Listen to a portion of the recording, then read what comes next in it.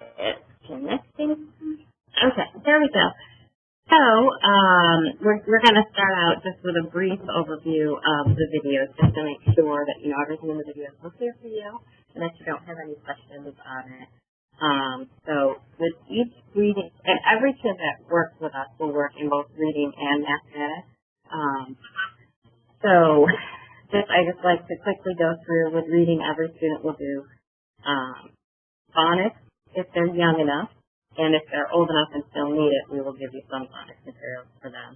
And every student will do word studies no matter what grade they're in. So if they don't actually still need the phonics activities, they'll do some prefix and suffix discussions and things like that.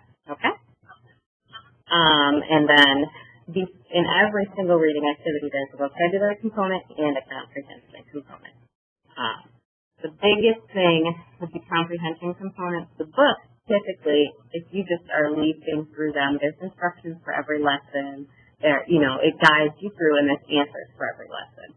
The thing that you're going to have to pull out to use is the graphic organizers. Okay, so they will actually be something you're going to have to yank out of your separate folder. All right, and I know there were pictures of the graphic organizers. There's tons of them, and I think there's 8 of them. So. And for the older students, you'll need that. And for the younger students, if there's some kind of graphic organizer, it's already embedded in their book. Okay? Okay. So that's the general reading activities. And then the math activities, the most, I would say, out of the ordinary thing that you'll run across is this page called a checkpoint. So we can actually take a look at this so that you have an idea of what I'm talking about. Pull it up for you. Here's our reading book. And so the first pages of the reading book are going to look like this. And then here's an example of a word study page. Is that big enough for you? I need to make it bigger. That's big enough? Okay. So this actual word study page I put in here because it's a discussion page. And, you're the teacher, so it's really, there's a lot of freedom for you on this page. Teacher-guided discussion.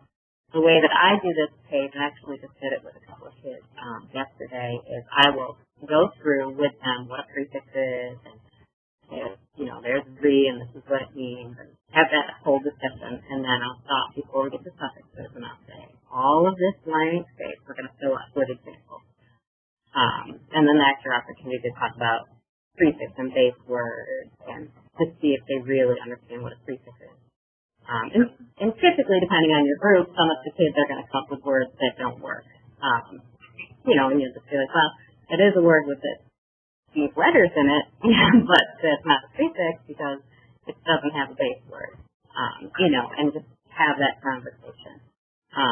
What I like to tell people is the top of each lesson is labeled like lesson 1, lesson 2, etc.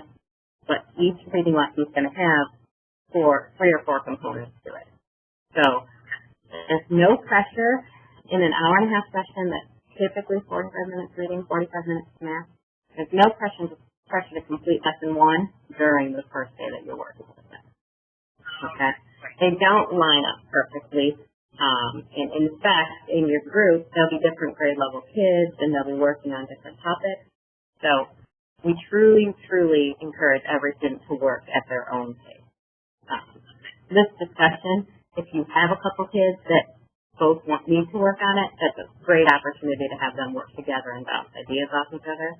But also, if they're nowhere near each other in the curriculum, then they can just do it, independently also. Okay?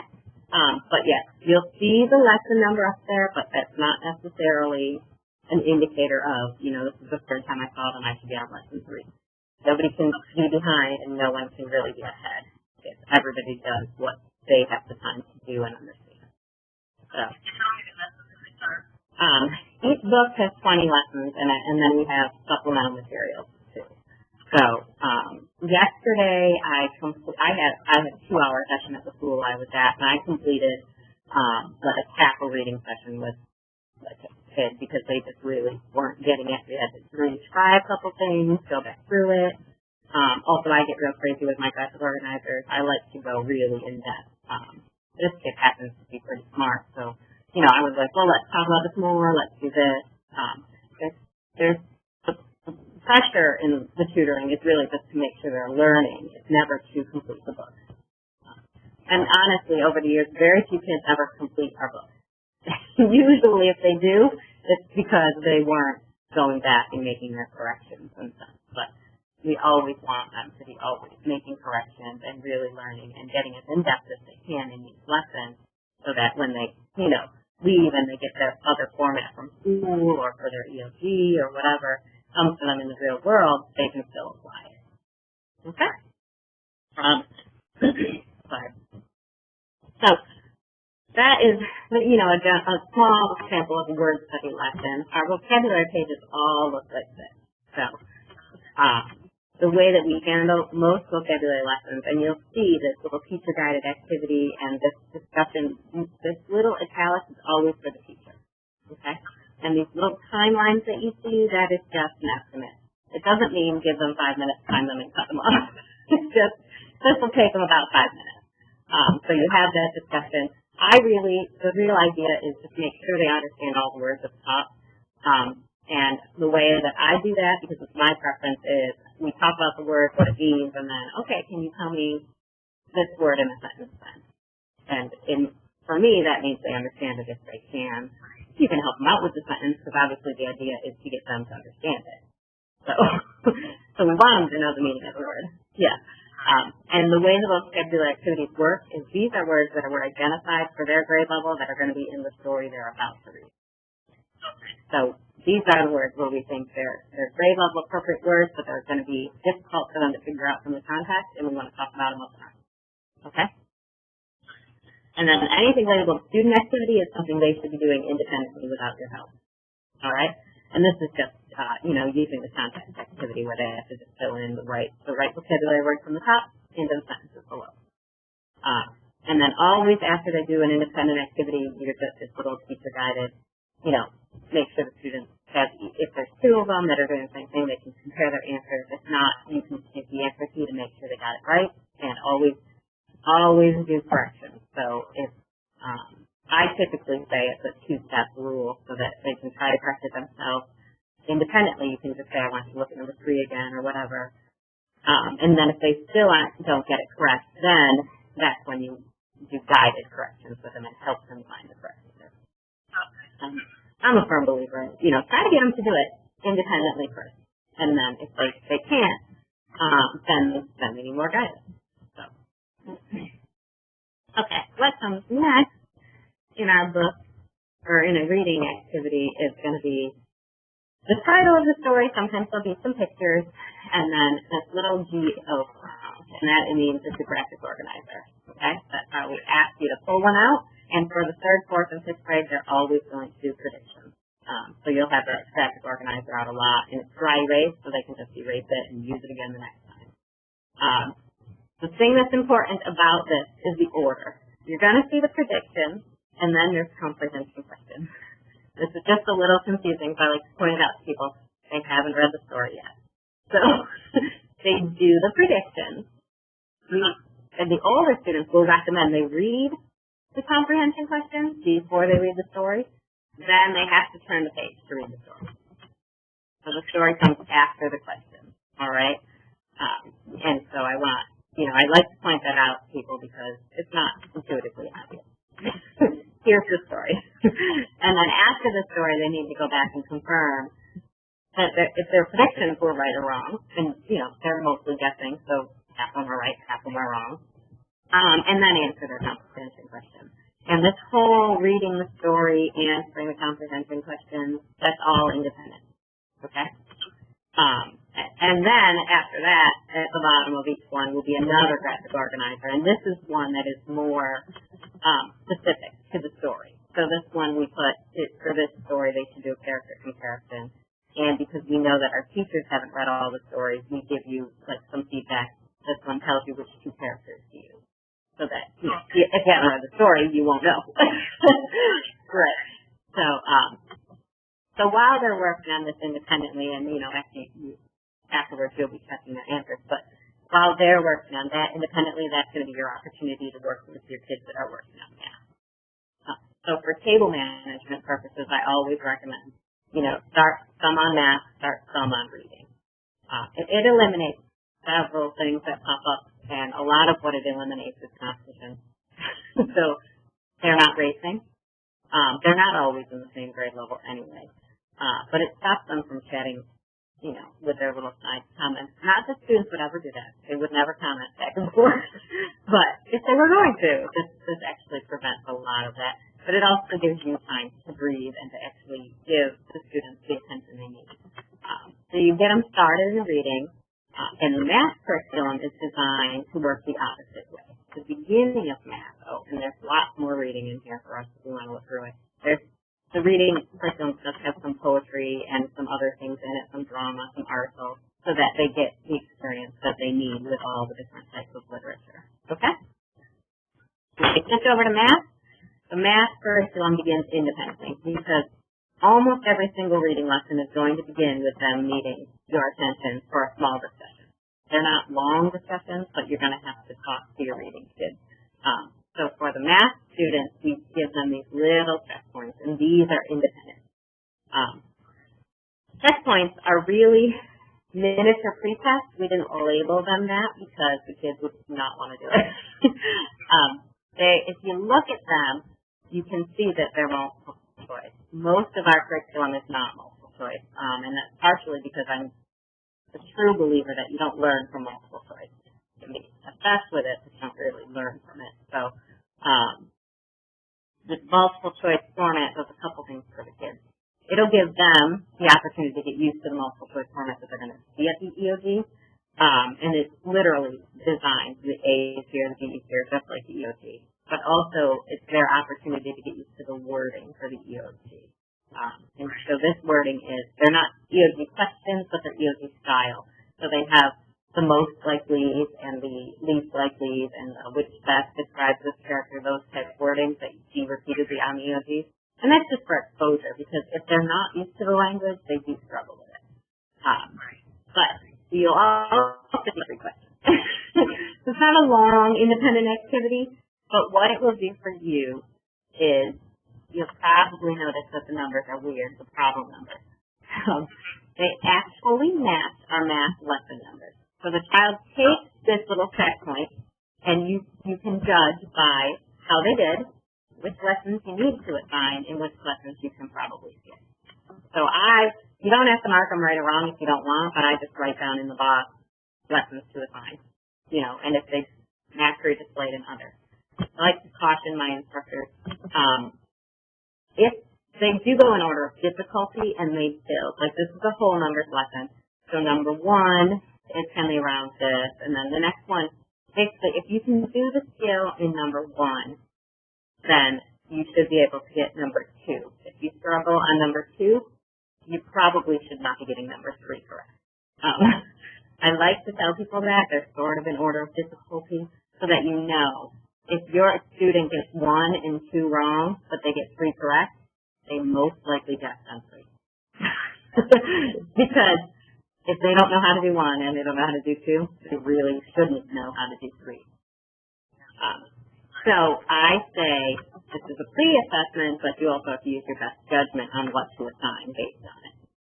So if they get 3 correct, but 1 and 2 wrong, I would still assign all 3 lessons. Okay? And where that helps you is really right at the beginning of instruction when you don't know the kids well and you don't have their assessments back yet. This is the stage that Con Elementary is in. Then you're kind of like, okay, what do we need to work on? No, you know this, you don't know this, that type of stage. Okay? So if you look at this little 1.1, 1. These numbers, I'll show you where they put in that lesson. Right at the very top, and they give you notes there as well. But they're in order. See that? This is lesson 1.1. Right here. Okay? And the lessons are 1 to 2, or 2 pages usually. Sometimes there's 3 pages. But if you scroll through, this is still lesson 1.1. Okay? Math lessons are structured fairly similarly.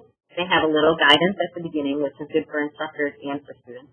Because then if it's a topic you haven't hit in a while, at school with the kids, or if you're teaching, if you are working in a first grade classroom and you have a fourth grader sitting in front of you, it might be a while since you did least common multiple or something. So that's there. And then there are teacher-guided ones at the beginning. So this is after they've done their checkpoint. This is your guidance to get them going. There's a couple teacher-guided, and then we put in this tiny little section that's student activity, but it's only like 4 or 5 of them. Because that way they don't go through and do a whole page, and then you check them and they're all wrong, and then they just like break down. Because they don't want to redo the whole page.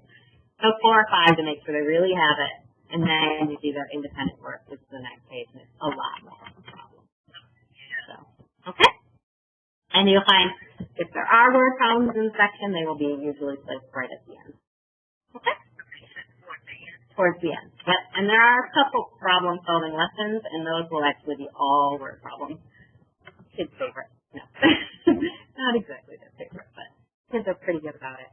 The other thing in the math curriculum you'll see is this little tiny box at the end of each lesson. That is where you can find what standards they were working on. Okay? So if you're curious or if you know they're good at 1.1, you can skip those lessons. That's up to you. And then there's also a little place where you make the test if they mastered it or if they need supplemental material. That's because during instruction, you might know right then, okay, they mastered it. We don't need to look at this ever again. Or they need to work on this more, but when you get home and you're ready to email me, you might not remember which kid was what, so it'll be written in their book for you, okay? And this supplemental box means you need more lessons like that. We'll typically send like a different format or something so that they have another approach to the lesson. And sometimes we can send a different manipulative than what's already in your bag, okay? So that it's kind of like a checkout system. If they need, because the lessons are designed to hit many, many goals in the lessons in the book, sometimes I'll need to send you different material, especially in math. But with that said, the reading curriculum does have supplemental material, and for some of the older kids, we even have small novels that you can read. It just depends on where your readers are. So all of those things can be checked out just by communicating with me. Okay? So that's the general book. An idea of the book. Have questions about reading or math? Okay, good. And then this, just so that you can see it, is a copy of our progress report. And I have another copy, but this will show up every 4th lesson, except for in the 3rd grade, it'll show up every 2 lessons. And these are really meant to be a snapshot. So it's just what they've worked on in the last 4 lessons with you. And it's in progress or satisfactory, and this is academic only. So for any comment you write, just academic comments. We do have separate forms for behavior. Okay? And these will go home to a student right when you fill it out. You can just rip it out of the book and send it home. But there will be a second copy directly behind it so that you have to fill it out twice. The other copy stays in the book until the end of the month, and then that will get mailed in with your student roster. Okay? All right. So any questions on curriculum? That's the general idea. The different grade levels, of course, look a little different. They're grade level appropriate, but that's generally what to expect when you get those student books in your hands. Okay? All right, good. Okay. Documentation. There's a lot of documentation. It's just like school. You got to take attendance. You have to, keep, the grant rule is that all student materials must be maintained. So you can't,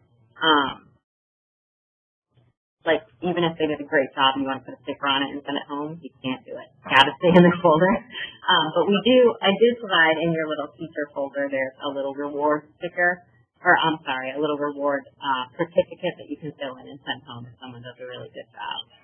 Just so you have that option to send something home from instruction. All right, let's talk about attendance. Attendance is a major, major big deal in the grant. Every student, every day has to sign in.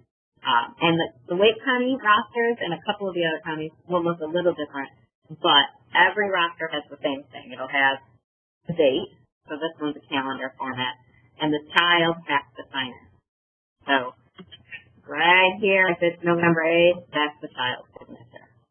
All right? This one up here is my signature. You will not have a monthly roster. You will have a daily roster. So your signature will go down at the bottom. It'll say instructor signature. Okay? It's just important that you fill in accurate time in and time out for every student. Fill in the time in on their way in. Great, you've got them all, right? The time out is the one that sometimes varies. A parent will pick up early, or someone will get sick and you'll have to call home or whatever. So fill in the time out afterwards when they leave. So it's always the end of their session. It's not when their ride shows up that it goes on the roster. It's how long you had them for instructions that the county wants to see. Okay? So, and these are already in Teresa's bag at Con. But once you have, but at Con, they'll all be on one sheet at a time. So it'll be one per day. Okay? And those get stored in the waterproof folder and they just get mailed in at the end of the month. All right.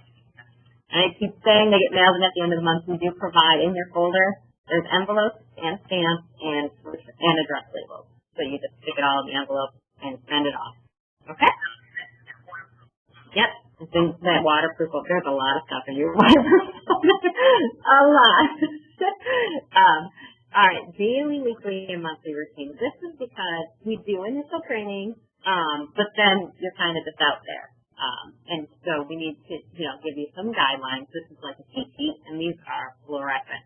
I don't know what colors yours particularly will be, but they're fluorescent sheets, and they're in dry erase too. So if you want to check mark them as you go along, yes, they are. So this is the daily routine, student pickup. We always recommend you stop at the bathroom on the way to the classroom because the ratio always has to be 6 to 1. So if you ever have more than 6 students, you have to take you can't leave more than 6 with a teacher, so you'd have to take 5 with you, just to make sure that there's one adult for every 6 students, and that includes bathroom breaks. Even in middle school, it includes lockers, if they need to go to their locker. Yeah, you have to walk them there, and that's for the tutoring grant. It's not it's just not the normal school day, so there's different rules, and schools will definitely enforce that.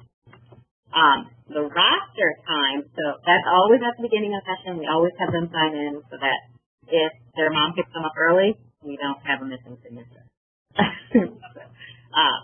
So that's signed in right at the beginning of the session. And we also do have a sticker chart for every child. And I will pull one of those up so you have an idea of what they look like. This is their sticker chart, and of course this is Jane Doe's because you can't have real student names on these, but yours will have real student names. And all you do when they sign in, that's their little reward for signing in. You give them a sticker. Okay? The sticker becomes more important to them because if they fill up their chart, which is they have to have perfect attendance or come to makeup sessions to fill up their chart. So if they miss a session for any reason, we do offer makeup sessions, they have to actually come to them though. Then they can get a gift card. And they'll get the gift card at the end of tutoring if they filled up their chart. Okay? So we always love to remind them of that every day when we give them that sticker. Keep coming and you'll get your gift card at the end. Students that don't manage to get the gift card, we still get them a nice talent learning certificate. But we like that gift card because we try very hard to encourage them to come so they can get all of the learning in. And then the other thing I want to show you on your chart is on the daily routine one, it also on the back of it has the weekly tasks so you can keep track of what to do each week. And then there's a monthly task too. So each month, this is where it tells you mail your roster to central office and your progress report. Make sure the duplicates work at home with the student, and then just verify and submit your time card, and that's done online. Okay? And that's the login that came with your contract. But if you ever forget it or don't have that email still, you can just call me and I can get it to you, or you can just email me and I'll send it back in an email. Okay? And along those lines, if your login is ever not working, my phone number is at the top of every screen on the website. You can just call me and I can reset it as long as I'm by a computer. I can reset it for you. Okay? I have the power to do it. Monthly, we have to do progress reports. I just want to show you. Let me see if I have in my training folder. I do. Hooray. That's for me. You will have learning plans for each student. Every child has a learning plan, and the parents sign off on them. And when you get them back at the school, you'll get a copy to keep in your waterproof folder. It will have goals enumerated on it. And the progress report also has these North Carolina standard course study goals on it. Okay? And there they are. They just show up. And also, the progress reports are, to be parent-friendly, it doesn't list the big, long standard course study goal. It kind of just briefly abbreviates what it is. This is making connections. This is fact-finding. Okay? So that parents can truly understand these. These are the ones that are in the book, and they're very informal. What I've done is just filled one out and made a matching learning plan. So what I recommend for my teachers is to take your learning plan and highlight on your kids' things which goals are their focus areas. So that when you go to do their progress reports, you can really just comment on their focus areas. They can work on other areas, but these are really their focus. This is their parents' main concern and what we've agreed to work on with them. The comment section just has to be academic. And, you know, if you have good information, give it to them. So you're seeing him, you know, John do it correctly 3 out of 5 times. You know, if you have good holistic, numeric data to give them, that would be great. But remember, these are snapshots, so it's just like the past 3 or 4 lessons that you've worked with them, that you're giving this information on. Okay? So I went through and highlighted the goals for my kids because it's just easier for me, and then I don't have to worry about always pulling out their learning plan every time. And then on the learning plan, the objectives are found right here. Okay? All right. Perfect. Monitoring. The state will come and drop by classrooms or libraries, wherever we are, and monitor us. The state monitors essentially to review how I did it, training you all and how the program's being administered. They don't in any way evaluate you as a tutor, so they have no impact on, you know, your job or anything like that. They're truly coming to evaluate Valiant Learning and whether we've given you what you need and given you enough support for what you need. Okay? So basically, if they show up, you just do everything exactly the same way as you normally do. They may ask you some questions. And so what we've done for you all is at the end of our policies manual, which is in your waterproof folder, we have included the North Carolina Department of Public Instruction monitoring tool. So what this is, this little section at the very back. It is the last couple, I think it's like the last 5 pages. It looks just like this. It's right here. It's what they carry around and what they have to complete in order to monitor a session. So you'll see right here the number of students does not exceed 6 to 1. And so, of course, we always teach our teachers you have to stay within the 6-kid minimum. You know, like was to talk about a bathroom break. You have to make sure each adult has 6 or less students with them at all times. So what I've done is on the actual monitoring form that they'll bring, none of these answers will be in here, but I wrote in all of our answers. When we plan our tutoring program, when we plan our training, we go through the monitoring tool and make sure that we're meeting all of the standards. And so what you are allowed to do as an instructor is you are allowed, if they ask you questions, you're allowed to pull this out and reference it and say, you know, well, this is in our policies manual, this is what they're, you know, this is what we're supposed to do. And it's okay for you to do that. So I just like to tell people, don't be nervous if the state shows up. You are doing exactly what we asked you to do. And so you continue to do whatever you need. And if you don't know the answer to something, you can always refer to this. So if you don't know the answer to something, that means I missed it. So it's really a reflection on me and not on you at all. Okay? All right. So that's at the very back of your training manual, your procedures manual. And this is, you have it right in your waterproof folder. So this is the portions I like to point out right here on the very front page. So if you ever need to call the office quickly, you can pull this out, and there we are. That's my phone number right there, that 300 number. That will get you to me. And if you dial it and I'm not in the office, it will forward to my cell phone. Okay? So, and the other number I like to, I did have it in here this year. Let me just make sure I do. I need to have a page down. Okay. The other number, if you ever can't reach me and you have an emergency, you can always reach the president of the company. He is actually very available, and he will answer his cell phone, and it is included in here. I'm just not quite to the page yet. Okay? So if you're leafing through this with me, the Policy Exam Procedures Manual starts out with how to get hired. If you're in training, you have already done this. So, talks about the criminal records check and how everything's done online. Can't start employment until I get it back and it's approved by Wake County. That's actually almost always the same day. So if I get it back today and I send it in, by tomorrow you would be okay to go in. I will notify you via email, since you're close to your start date that I got it back. I'll just let you know. And then when you're good to go you'll be starting on Tuesday. So you'll be good for Tuesday. Okay?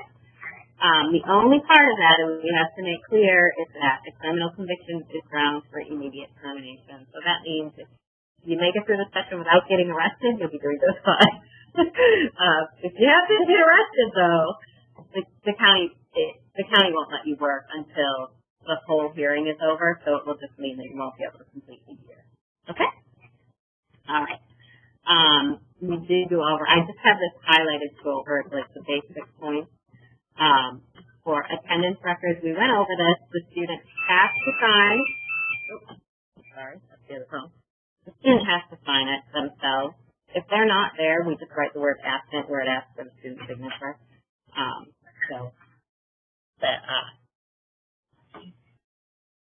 Okay. Just use right in the word absent, and you'll be fine. It just makes the roster easier to follow. What happens is, if there's a blank on a roster and I'm sending an invoicing, I don't know if the child forgot to sign or if they were absent. So just filling in that word makes a world of difference for me. So I need to see that word. Yeah, absolutely. That's your copy.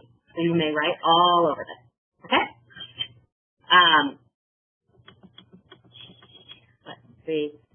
The payroll is going to be done this year. You have to hand it in by the 31st or the 30th, the last working day of your month. And then what you'll do is mail in your rosters, and we compare the two and just make sure that everything works out fine. And after that, the payroll are issued on the 15th of every month. Okay? So it's monthly payroll. It'll be the 15th of every month, but your time card will be due after the working month. Okay?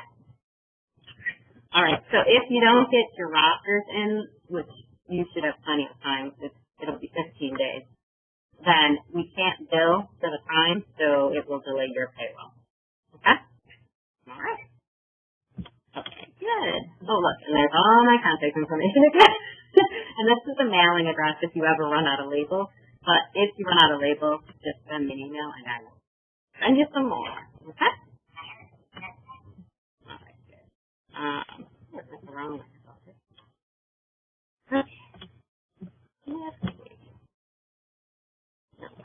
Alrighty. Payroll policy. This is good for tutors to know. There's tutoring time, and that's your session time. So, for instance, at Con, you're always going to be 4 to 5:30 for your tutoring time, and then the non-tutoring time will be your prep time and your dismissal time. Okay? It's typically 15 minutes before or after. If you ever get stuck at a school waiting for a student, just shoot me an email so that I know to expect to see that in your time card, because we will pay you for it. We just need to know that it's coming. That's all. Okay? Okay. Training. Your initial training, which is what you're doing with me today, is you get paid $20. It should only be an hour, but you'll get paid a $20 flat rate for that. You will actually enter it into your time card as 0 hours, because if you put it in any other way, it will issue not the $20, and you want the $20. So just put it in as 0 hours. I'll know what it is, and I'll make the adjustment on my end. Okay? Bi-weekly conference calls. This is important. We do offer additional training, and it's phone conference calls every 2 weeks, and I'll send out an email to you, and I can actually send out the dates for the scheduled calls. This is where we keep in touch with you in case we're not talking to you weekly. If everything's going well at your school, you may not call the office for a few weeks at a time at all. So this is where everything I said today and all the stuff in the videos this is our opportunity to say, okay, you're 2 weeks into session, you've probably hit a progress report. Did anybody struggle with that? It's a group call. You don't need a computer to do it. If you call in from your car, that's perfectly fine. And they're scheduled calls, so they're easy to attend. They're also scheduled for evenings so that all of our teachers are out of school and done with tutoring sessions, and they take about half an hour. Some are 20 minutes, some are 35, but they're about half an hour. There's 5 in a session, and so if you attend all 5, then you get a $50 allotment at the end. So we'll just add it to your last paycheck. Okay? So for those, don't put it in as non-tutoring time, because if you do, that'll be your choice of payment, and it will be significantly less than $50. Okay? So just make sure you look that back up and remember. And if you forget ever, you can just call me and say, how am I supposed to record the conference calls? We do take attendance for each one, and I track who attends. And you can miss one and make it up, because we know that even though we schedule them in the evening, people have personal lives, so they may not be able to make all 5. And the makeup will just be, I'll send you information, you have to review it just to make sure you know it, and then you just send me some answers to a couple of questions. Okay? Okay. And then the calls will be required for new people, so since you're new with us this year, then you'll have to be on them. They're optional for people. Like if you work for us again next year, it'll be optional to attend them. Okay? The test. Yes. All right. You're not working as a substitute, so you won't need that. Time card submissions. Time cards are submitted online. I know I've already told you that. I do recommend that you update it weekly, because with having to put in non-tutoring time and tutoring time, it can be overwhelming to sit down at the end of the month and do it. But I won't check to see if you're doing it weekly. So if you want to do it all at the end of the month, that's fine. That's up to you. Okay? It just needs to be submitted at the end of the month. And filling it out, once you log into the website, there's a video that tells you how to fill it out. Okay? And it's pretty user friendly. But if you ever get stuck at that, you can also call me. Okay. If, like, for instance, at home there's 5 students and 2 show up, then one of you may go home. Teresa technically has seniority, so she'll be considered the lead and be able to make that decision. We try to sit teachers 4 to 1. 6 to 1 is definitely the most we would ever have, and I've never had a group of 6 yet. And on your ratios are going to be even smaller. So there will be days when it's just randomly 2 kids show up. One of you can go home. Okay? You don't both have to stay there and stare at each other and have 2 kids. Just so you know. And likewise with leaving in the night after session, you don't have to both stay. As long as you don't have more than 6 kids, one of you can go home right then. You guys can work it out between the 2 of you. If somebody needs to be somewhere, the other one can stay that day. Okay? Okay. Program implementation, you have heard most of this, but I'm just going to do the real quick highlights. So teacher-to-student ratio may not exceed 1 to 6. I know I've said that 15 times. Follow school and site procedures for pickup and drop-off. Each school has their own procedures. Town Elementary hasn't sent out written procedures. If they do, I'll provide them for your waterproof folder. But Teresa already knows them, and she knows which classes are in for you. Okay? Dismissal, we just talked about this. The lead teacher is responsible for remaining. So if you can't stay, technically, Teresa gets the advantage of staying on a session day maybe, but you will get the advantage of going home if you want to, for that dismissal. But definitely, even at dismissal, we have to stay in ratio. You can't leave 20 kids with 1 teacher. The site coordinator, you worked at the school. You're going to know her. It's Nancy Rose Johnson. But she does not work for me.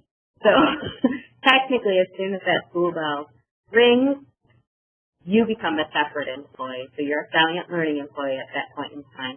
She will help you out as much as she can, but she won't have access to everything. So she will know which kids you're supposed to have, what classroom you're supposed to be in. Anything related to the school, she will know. I provide the contact information. Sometimes Nancy Rose will have better information if their phone number has changed.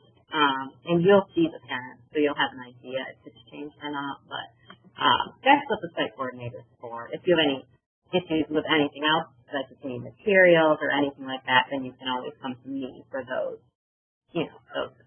All right? Okay. Pre-assessments you missed, but you will be there for post-assessments, and they're very user-friendly. They just assess the kids and then hand them in. That's it. Classroom management, these are our 3 R's, respect, routine, and reward.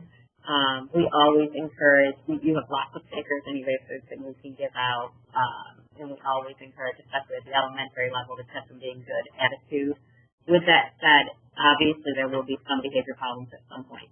So if it gets to the point where you feel like you need to file a report or have a parent, discussion, we have paperwork to fill out, and to get that paperwork, if it's an incident report or a behavior report, you just have to contact me and I will send it to you. Okay. And also, if it ever got to the point where I need to meet with a parent, I'm available to do that. Okay? Staggered instruction, we already talked about this. If you have several kids, it's always best to start working with some of them in reading and some of them in math. And I always encourage to start some kids with manipulative and other kids with bookwork, just so that they're not all doing the same thing, they're not feeling competitive, but also that way you will have time to have the discussions you want to have for them to be learning, and you won't feel rushed. And remember, you don't need to feel rushed during instruction. There's no timeline.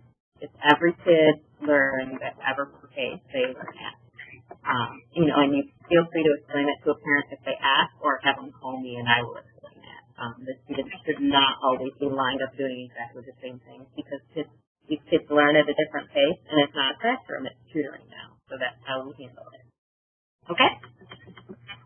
Our behavior management plan, these are our steps 1, 2, 3, and 4. Verbal warning, relay, and speeding, all of the normal things. I always tell people to be careful with step number 3 and reserve it as much as you can, because once you call home, if you don't get back up at home, that can create a new problem for you.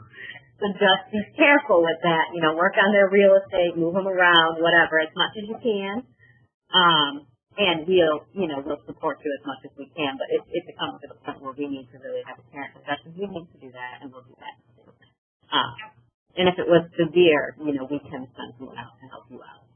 I think you and Trace will be okay, because you got 5 kids and 2 adults. But, if it ever got to that point, it's something we definitely need to address immediately. So, all the options and out come the truth. All right? Record keeping. This is what I like to tell everyone. We gave you everything in a bag. The things that we don't want the kids to touch are in that waterproof folder. Everything else is fair game. The kids can touch it, write on it, write through it, whatever. There's a couple, your graphic organizers might be in your teacher thing, because I didn't want to get screwed up, but the kids are allowed to have that. Basically, the rule is you have to have every piece of documentation in the end. So if it came out of the bag, just make sure it goes back into the bag in the end, and you get everything back. So that's all. Okay? Okay. Thank you, procedures. Holy cow, this is a long book. Ready? All right. You are not teaching in an off-site location, but if you were, we always have to obtain emergency exit procedures, etc. For your school, at a school, they're always by the door.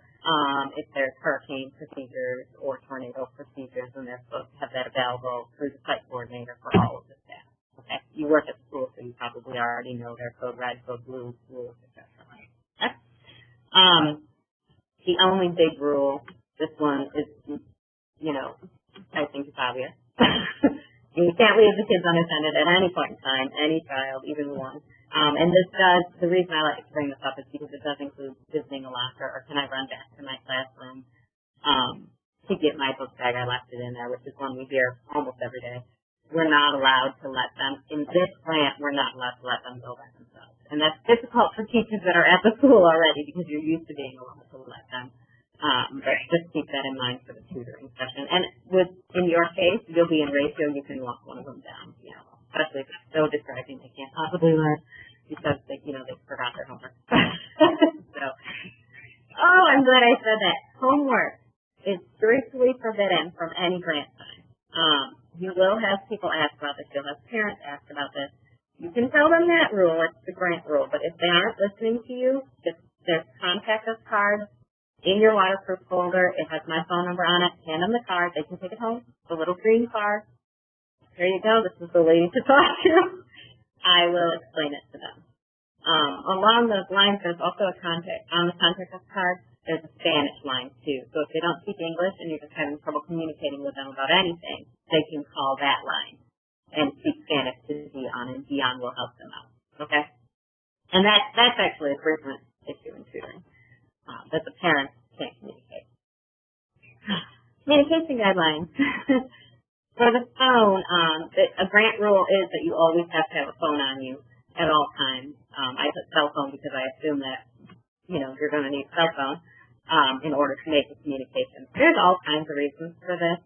But the big reason is that you have to be able to contact a parent at the drop of a dime. And a parent in a school system, they can call the office and get you, but during SES, they can't. So they have to be able to get their child at any point in time that they need their child. So I always tell people, if you drop your phone in water, whatever phone you're borrowing for that day, just text me from it or call me from it, and then I'll have your new number, even if it's just for that day. Because that's going to be the day that 3 parents call, and I can't get a hold of you. Without fail, that will be the day. So we're gonna stick with that rule. Call me from that random cell phone you're using. Okay? As far as guidelines communicating with us, anything that requires less than 24 hours response should be a phone call. Not a text, not an email, just a phone call, so that you get a human being and they respond to you right away. Because if it's important, it needs to be responded to. And so, of course, that includes time off also. If for some reason you can't be there tomorrow, I need to talk to you about it so I can replace you. Okay? And then email guidelines, of course, anything other than 24 hours, you can send me an email. I will check it. Because I'm constantly checking my email, so I will be reliable via email as long as I have a couple days to react to it. As far as contact information, specifically your address, this is important. Your check will go to the wrong place if you don't keep it up to date. So if you move, make sure you let me know, and you can update it on the website yourself. You just can go in and edit your personal information. But if you're having any problems with that, I can edit it too. Okay? Here's our contact information. I need to somewhere. If you want to contact us at any point in time, here we are. This cell phone number is my personal cell number, and you can call it in case of an emergency. If you call this one, it will either get the office phone or the office cell phone it will forward to. Okay? So if you can't get me at this one, that means in case of an emergency, try this one. Okay? I don't mean like if your arm is severed. I mean if you can't get me on my work line and you really need me. All right? If you fail to get me, which does happen every once in a while, if I go for a walk with my kids, I just don't take my phone or something, then this is Deepak. He really is very nice, and he will answer and help you out to the best of his ability. He'll talk to the school or whatever you need to do, okay? And so you can just go ahead and give him a call. If you call Deepak, just tell him what county and what school you're calling about. That will be how you orient him, okay? Name tag. Name tags must be worn at all times. I do provide everyone a name tag. I provided you a Salient Learning name tag. If you're already school staff and you have a badge, you have a Wake County badge, it is okay to wear that. I don't have any disrespect there. If you work for the school already, you can wear that badge. It's fine. Even if you work for the district, keep the other name tag because DPI will ask you if I issue you one, or they might ask you. So keep it, don't throw it out. Okay? Expenses. You shouldn't have any expenses. I should be providing everything that you need. If you run out of things, go ahead and let me know. But if there were to be an expense, so if you wanted something and I can't provide it, I might say, okay, I can approve that purchase or whatever, but it's never happened in the past. I can typically get you what you need. Okay? All right. Rights, laws, and policies. These are the laws and acts that we work under in this grant. They are about, I think, combined 150 pages. So I didn't put them all in here. But these are the URLs if you want to visit any of them and read about it. So if you watch this Valiant Learning video, I don't know if I sent you that, but if you did, it's all in there. Okay? Code of ethics. There's a whole big long one in your manual, but the only one I'm going to read to you is this one.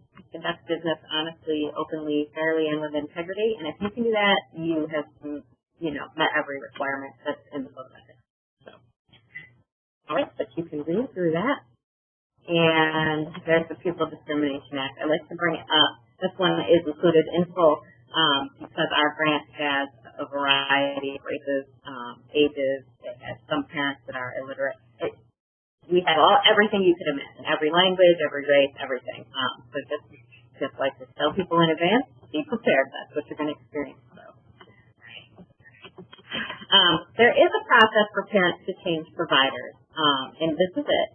But I typically tell people, if somebody asks you, just give them a contact us card, and I can guide them through it for you, because you won't. It's a big, long process, and it takes some explanation for parents to understand what it takes, and even just where to get the forms from, etc. So I'm happy to guide them through it. Okay? These are the guidelines for time off. If you need 2 or more sessions, this is how much notice we need. If you need 1 session, this is how much notice we need. If you have an emergency situation, this is the important part. You have to make a phone call. So like this won't happen to you hopefully because you'll be at school, but if you were to have a car breakdown or if you went out for lunch or whatever happened and you can't get there, I need a phone call. And if you don't get me, that's a definite call. Make sure you get somebody in this company so we can get a teacher there for those kids. Otherwise, they will be unattended. Okay? The other thing is just make sure that you check all of your schedules with the school's SES schedule to make sure that it works. And at Con, I can tell you they're going to follow the school calendar exactly so it will match your work schedule for you. But people who don't work at the school sometimes run into that, issue. Training evaluation, if you want to tell me after a couple of weeks if I missed something or, I didn't know this and this would have been really helpful, this is just the email address that you can send that to. Okay? Or if you just want to email gobs and gobs of good things about me, that's also okay? And then that's the end of the book. It's the Department of Instruction Monitoring Tool. Okay? All right, good. What you will get from me after training is just a set of questions that you should be able to kind of have an answer to, or at least find in your materials, just to make sure you're comfortable. Okay? If there's anything in there that you don't know, go ahead and give me a call and I'll verify it. Between the videos and this big long talk with me, hopefully you've got what you need. But if there's anything in there that you don't and you're like, I don't even remember her bringing this up, then I'll just fix that and talk to you about it. Okay? So you'll get just a little confirmation email from me. And also, we're going to be putting on the website little web mods so that if you get progress reports and it's not your conference call week and you're not sure what to do, you can just go watch a little web mod on our website, and it'll tell you this is how we do progress reports. Just so that if you're an independent learner, you'll have that option then. Okay? Okay. Do you have any questions for me? Okay. I know. Well, rifle through it, play with it. It's lots and lots of fun. I love using the manipulatives with the kids. So, and if you have any questions at any point in time, even in the middle of instruction, you can give me a call and I can help you out if you get me on the phone, or you can just always send me an email. Okay? All right, good, fantastic. You are going to